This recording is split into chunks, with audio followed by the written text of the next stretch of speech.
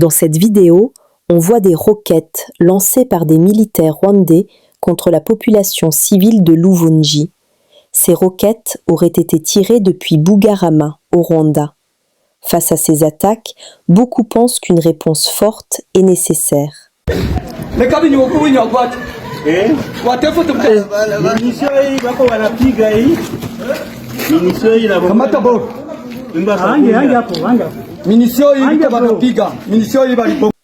Bonsoir chers téléspectateurs d'Afro Info 243. Merci infiniment pour votre soutien et votre fidélité.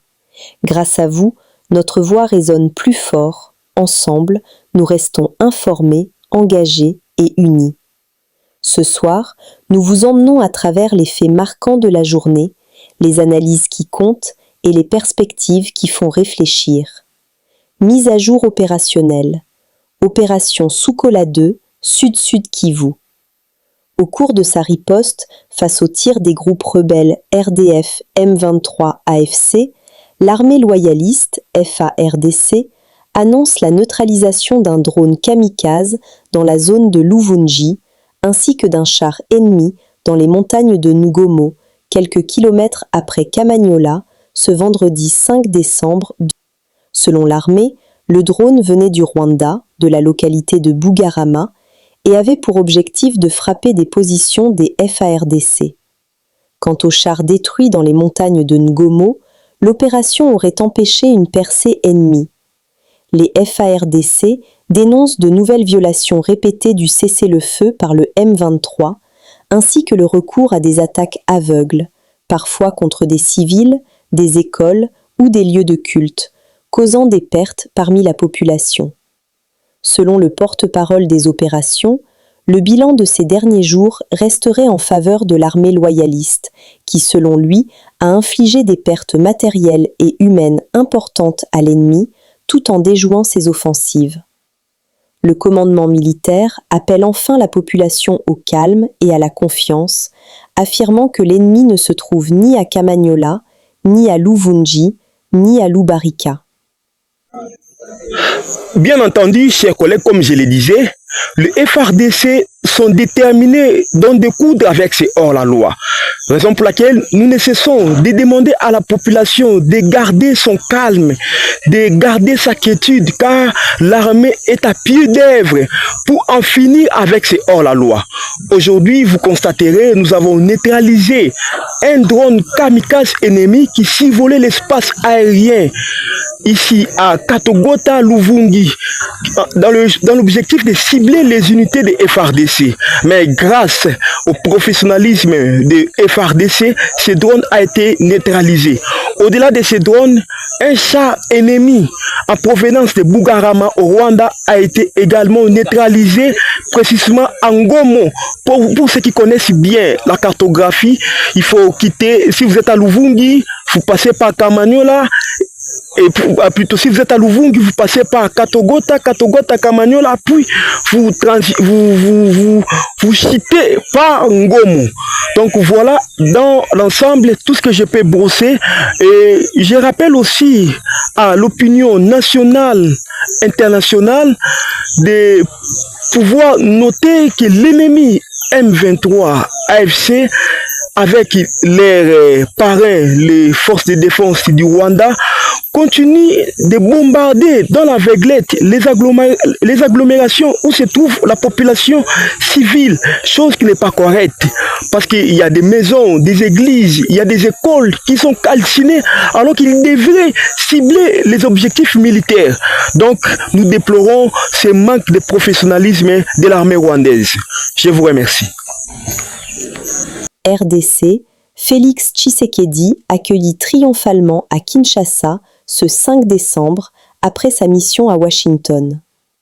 La population, mobilisée par l'Union sacrée, salue la signature de l'accord de paix avec Paul Kagame, présenté comme une étape clé vers la fin de 30 ans de guerre à l'Est.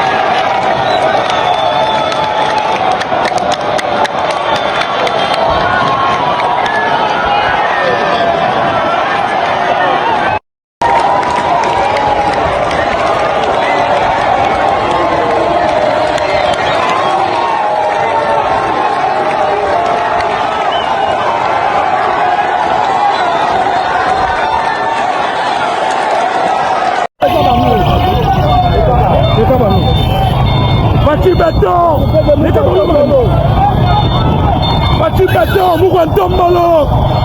Retour de la paix. Voilà le retour de la paix immense. Retour de la paix immense. Retour de la paix. Le retour de Petit Béton, Mourantombolo. Nous sommes précisément à Tchangou. Voilà le retour du béton. Béton de la République est de retour. Béton est de retour. Voilà le béton. Est-ce que beaucoup est ça?